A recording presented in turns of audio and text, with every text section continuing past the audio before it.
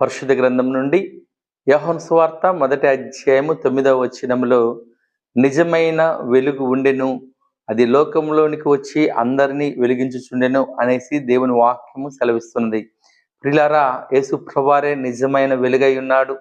యోహాను సువార్త 8వ అధ్యాయం 12వ వచనంలో నేను లోకమునకు వెలుగై ఉన్నాను అనేసి యేసు ప్రభువారు సెలవిచ్చున్నారు. ప్రియులారా, నీవు నేను మనందరం కూడా యేసు ప్రభువారు వెలుగు వలె ఉన్నాడు కనుక, ఆయన మనల్ని ఈ లోకంలో వెలిగించడానికి వచ్చినాడు కనుక, ఆయన వెలుగును పొంది మనము వెలిగించబడి మనము కూడా ఇతరులను వెలిగించే వారిగా ఉండాలి అనేసి దేవుని యొక్క వాక్యం సెలవిస్తుంది. అందుకని యేసు ప్రభువారు మత్తయి సువార్త 5వ అధ్యాయం 14వ వచనంలో మీరు లోకానికి వెలుగై ఉన్నారు అనేసి ప్రకటించున్నాడు, సెలవిచ్చున్నారు.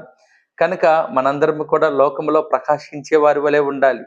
లోకంలో నీవు నేను మనము యేసు ప్రభువారి యొక్క వెలుగును ఇతరులకు ప్రకటించి, యేసు ప్రభువారి యొక్క సువార్తను ఇతరులకు ప్రకటించి మనము ఇతరులను వెలిగించే వారిగా ఉండాలనేసి తెలియజేయచ్చు. దేవుడి వాక్యమును దీవించి ఆశీర్వదించును గాక. ఆమేన్.